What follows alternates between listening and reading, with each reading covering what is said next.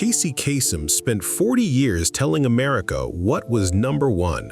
But after he died, the people closest to him couldn't even agree on what country he should be laid to rest in.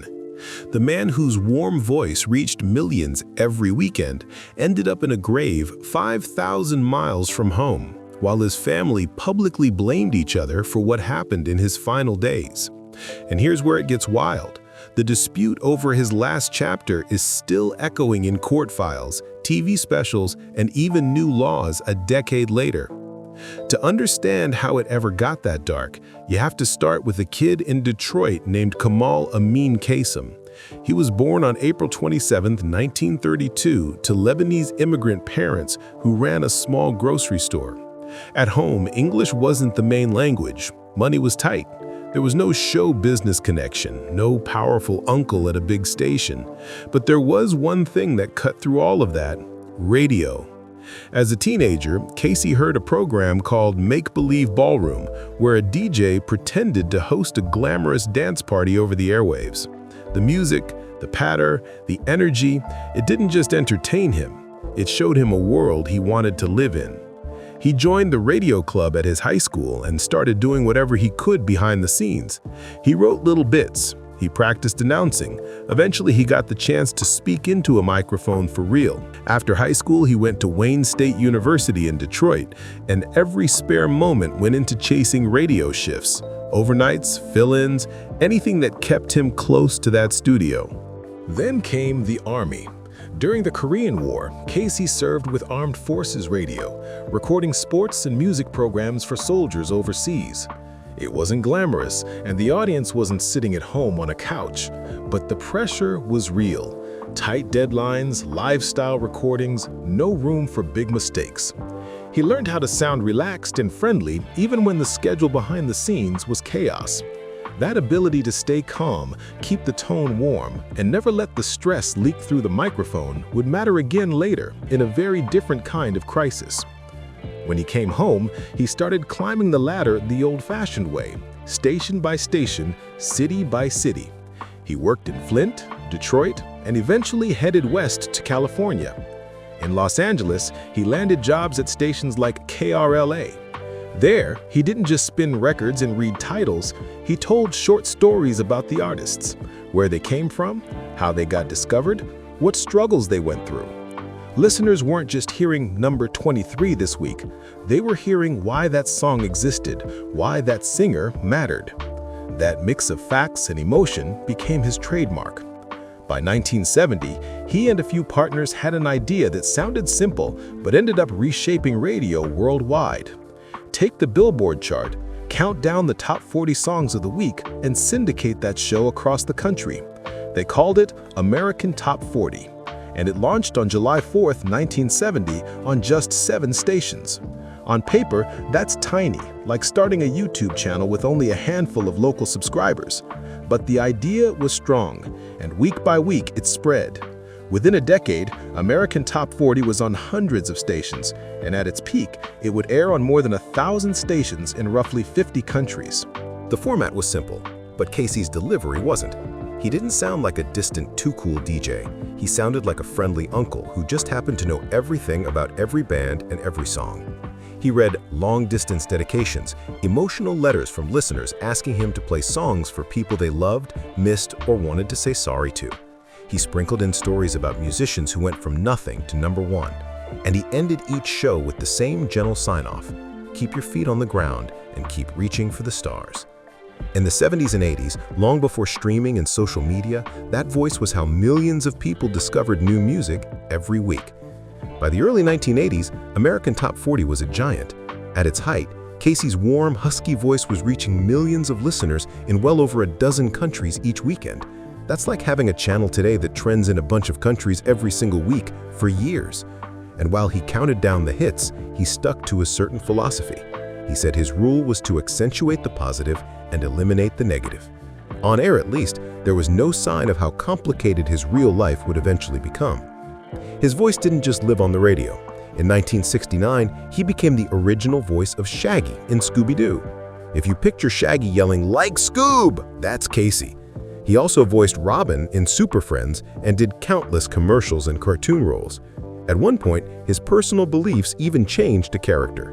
When Shaggy was used in a fast food ad, Casey, a committed vegetarian and supporter of animal rights, wasn't okay with it.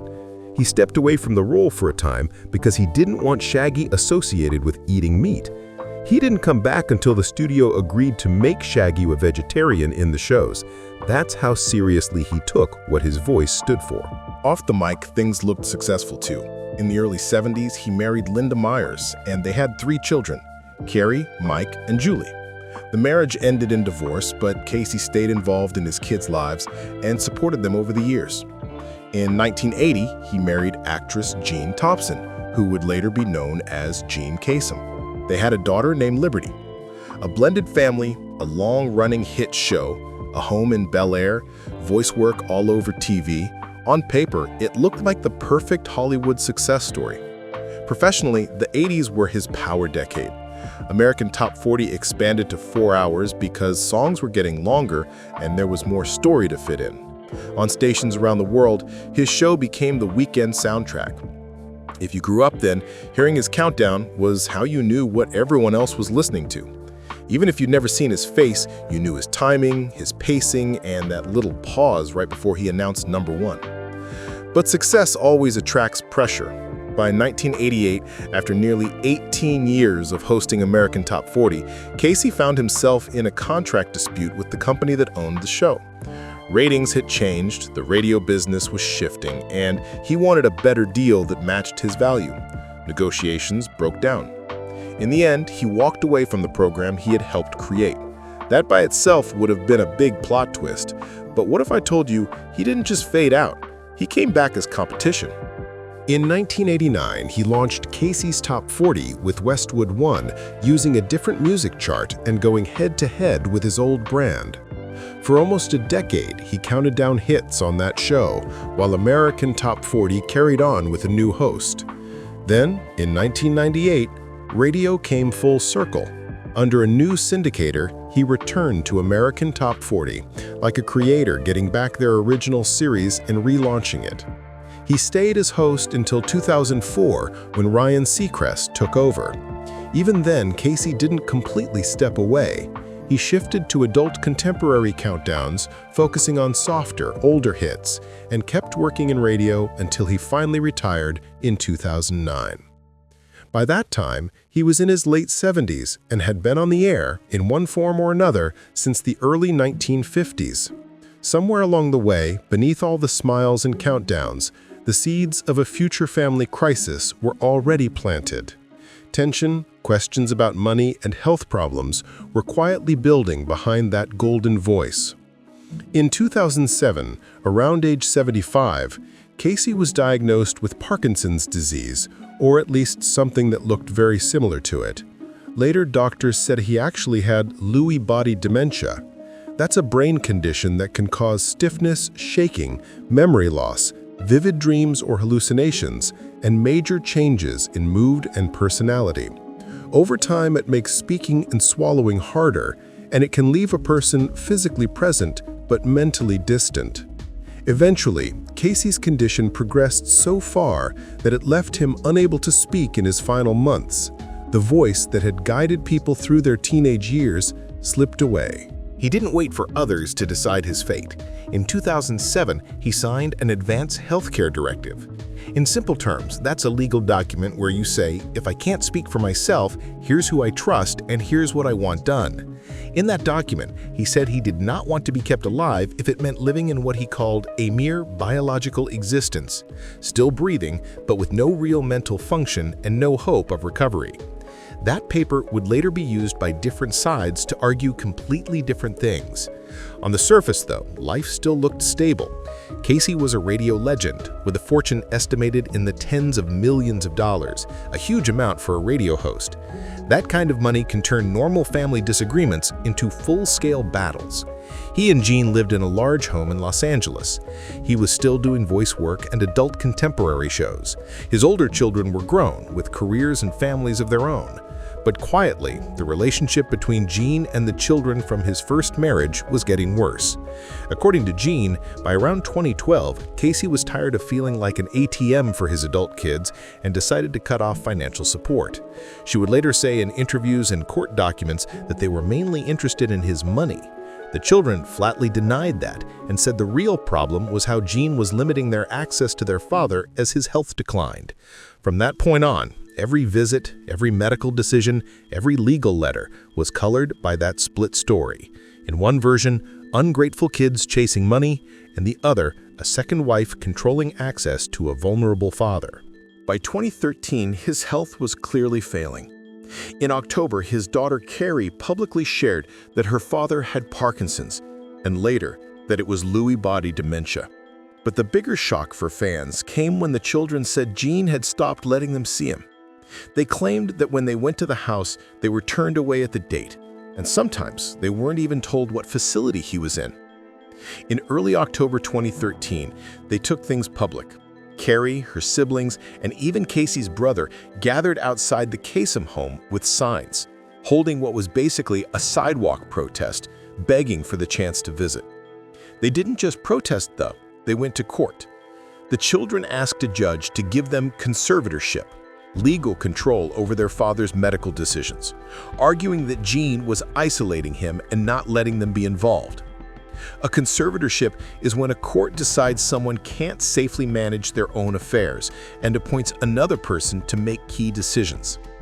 In November 2013, the court said no. Gene kept control. The children walked out without the legal power they wanted, and the bitterness on both sides grew even deeper. Then things escalated. On May 7, 2014, just after the older children had finally managed to visit Casey at a Santa Monica nursing facility, Gene arrived after midnight and said she was taking him out. Staff warned her it was risky. He had a feeding tube, serious medical needs, and no discharge orders. According to sworn statements later described in reporting, some staff believed moving him like that could be extremely dangerous. Gene went ahead anyway. She put her 82-year-old bedridden husband in a wheelchair, rolled him out, helped load him into a vehicle, and left. Days went by. The children said they had no idea where their father was. In court, Gene's lawyer said that Casey was no longer in the United States. That set off an official search. A private investigator working for Carrie followed clues. Reporters started asking a question that sounded almost unreal. Where is Casey Kasem? For a man whose career was built on being heard everywhere, he suddenly seemed to be nowhere. No public record, no obvious address, and no clear answer. But he hadn't actually left the country. Investigators eventually found him in Washington state. He'd been taken from California to Las Vegas, then to a friend's home near Bremerton, Washington, far from the medical facility where he had been getting constant care. Court filings and later news coverage described an 82-year-old man with advanced dementia being moved in secret across multiple states with a feeding tube and serious health issues. Gene said she moved him to protect his privacy from what she saw as aggressive behavior from the children and unwanted media attention. The children saw it as reckless and harmful. On May 12, 2014, a judge in California granted Carrie temporary conservatorship over her father. That meant she was now in charge of his medical decisions and could try to get him into a hospital. But because he was in Washington, there was now another court system involved, with another judge and another layer of legal complexity. The fight followed him north. Later that month, Carrie and paramedics arrived at the Washington property where Gene was staying with Casey, ready to take him to the hospital. What happened next looked almost unreal on TV. As cameras rolled, Gene walked out carrying a pound of raw hamburger meat. She spoke a dramatic Bible-style line in the name of King David and threw the meat at Carrie in the street, saying she was offering Casey to the wild rabid dogs. It was bizarre, emotional, and impossible to explain as a normal moment between family members. The paramedics eventually went inside, lifted Casey, and took him to the hospital. Doctors in Washington found that he had serious skin breakdown, a major infection, and significant complications from his existing condition. Medical records later described a severe infection and multiple organ problems. In simple terms, his health had completely collapsed. This wasn't a situation where he could just rest, do a bit of therapy, and then recover. He was in very fragile shape. The courtroom battles didn't stop just because he was now in a hospital bed. In early June 2014, a judge in Washington ruled that Carey, not Jean, would be in charge of his medical care going forward. To keep things from boiling over inside the hospital, each side was given different visiting hours. Jean said he was not being fed or hydrated enough and accused Carey of cutting off necessary care. Carey's side pointed back to his 2007 directive, where he said he did not want to be kept alive by machines if his mind was gone and there was no real chance of recovery. After hearing from doctors, the judge allowed his medical team to stop artificial feeding and hydration and shift him to what's called end-of-life care, focusing on comfort rather than trying to extend his life at all costs. To Jean, that decision felt like a terrible injustice. She later said on TV that Carey had effectively caused her husband's passing. To Carey, this was the opposite. She believed she was following her father's written wishes and ending what she saw as prolonged suffering. Police and prosecutors in California and Washington reviewed the situation and eventually said there was no proof of any criminal act. But the emotional accusations didn't disappear. Even years later, interviews with people on both sides still include intense quotes about who they believe was responsible for how badly his last months went. On June 15, 2014, which happened to be both Father's Day and World Elder Abuse Awareness Day, Casey Kasem died at St. Anthony's Hospital in Gig Harbor, Washington at age 82. The official cause listed was a severe infection linked to a wound complicated by his dementia and other health problems.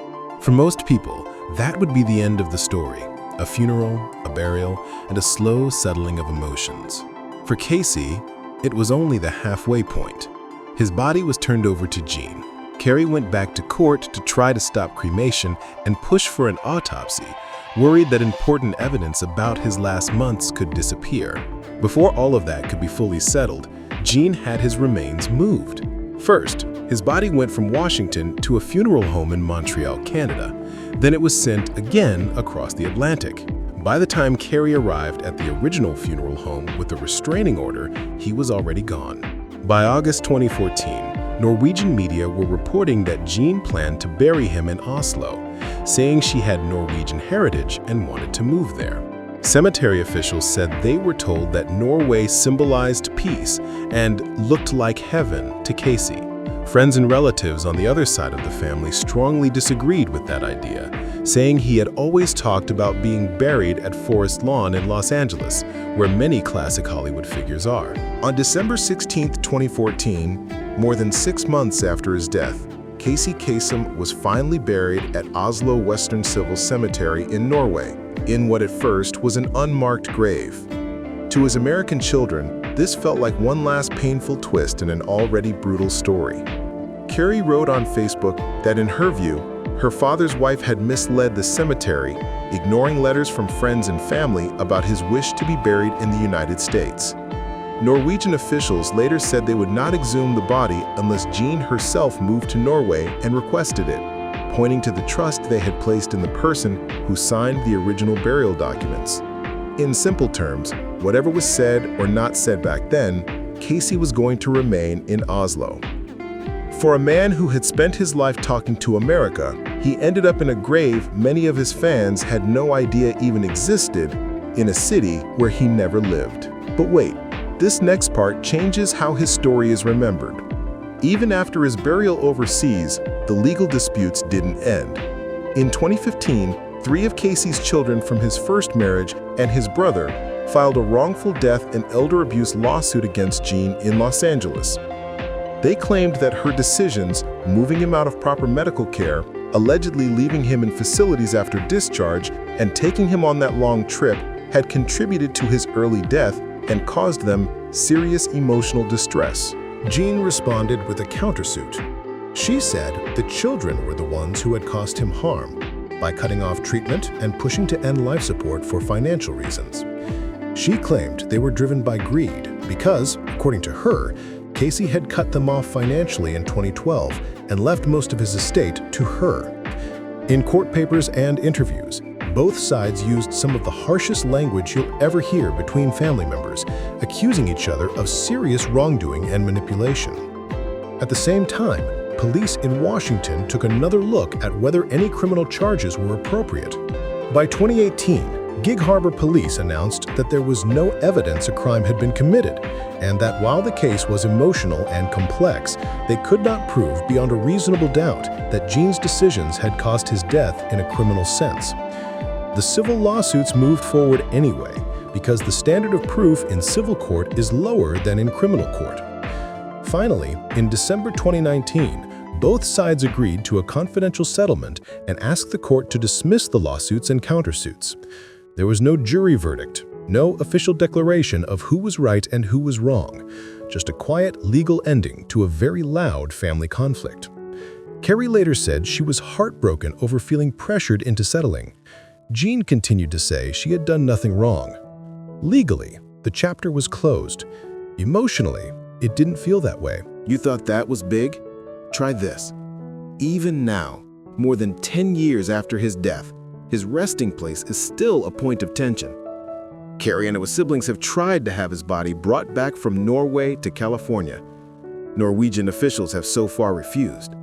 In 2024, Carrie told reporters she still plans to have her father buried at Forest Lawn someday, calling Norway a beautiful country, but saying very simply, "It's not where my dad wanted to be." In June 2024, on the 10th anniversary of his death, Carrie visited his grave in Oslo for the first time.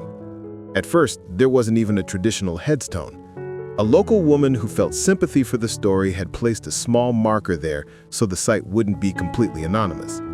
Carrie described walking toward the grave, shaking and emotional, feeling a strange calm when she arrived, and then a fresh wave of anger that her father had been buried in a place he had never chosen. The strange thing is, while his body is in a kind of permanent limbo on another continent, his voice is still everywhere. Old American Top 40 episodes with Casey hosting are replayed on satellite radio and streaming apps, letting new listeners hear those same countdowns from the 70s and 80s. At its height, that show ran on more than 1,000 stations worldwide. Even now, decades later, it still airs on Decades channels like a time machine, preserving a version of him who is always upbeat, always in control, never frail. But the legacy of his last years isn't just old tapes and legal documents. Out of all that pain, Carrie turned herself into an activist. She founded the Kasem Cares Foundation, focusing on elder abuse and, in particular, on something she says nearly destroyed her own family: isolation. In many elder abuse cases, the first warning sign is that a caregiver starts cutting off visits, limiting phone calls, and controlling information. That's exactly what she believes happened to her father. Through Kasem Cares, she pushed for what's now known as the Kasem Cares Visitation Bill. The idea is simple. If your parent or loved one is being blocked from seeing you by a spouse or caregiver, you should have a clear and fast way to ask a court for visitation, instead of spending years fighting just to get in the same room. Versions of this bill have passed in multiple U.S. states from California and Texas to Iowa, Utah, and beyond, with other states creating similar laws. Those laws don't magically heal broken families. They don't settle who was right in the Kasem fight, but they do something quieter and important. They give families a legal door to knock on when someone starts closing them out. As Carrie has put it in interviews, if that kind of law had existed earlier, she might have had more real time with her dad, instead of spending months on sidewalks holding signs. So what do you do with a story like this? On one side, you have the golden version of Casey Kasem, the man who built American Top 40 from 7 stations into a global franchise, who gave Shaggy his voice, who told nervous teenagers to keep reaching for the stars, and who quietly gave to causes he believed in. On the other side, you have a very different picture: missing person reports, strange scenes caught on camera, emergency court hearings, and finally, a grave in a country he never called home. Maybe the hardest part of this story is that there is no clean, satisfying ending. No jury ever said, this person is guilty or that person was right. Police never filed criminal charges. The civil cases ended in a settlement where no one had to admit fault. Everyone involved still insists that they loved him and were trying to protect him. Everyone still tells a version of the story where they're the ones honoring Casey's wishes and the other side is the one who got it wrong. What's left is the contrast. For decades, Casey Kasem's voice was a stable guide through pop culture. 4 hours once a week, wrapped up with a hopeful sign-off. Behind that sound, his real life was complicated, human, and eventually very painful. His story warns you that money, blended families, and serious illness can turn even a close family into a legal battlefield. It also shows how one person's struggle can help change laws for thousands of people who will never know his name beyond that familiar sign-off. And in a strange way, that keeps his last message alive. Because if the kid from Detroit who loved make-believe ballroom could somehow see the end of his own countdown, he might still say the same thing he always did, just with a sharper edge after everything that happened. Keep your feet on the ground, keep reaching for the stars, and make sure you write down who gets to speak for you when you can't speak for yourself.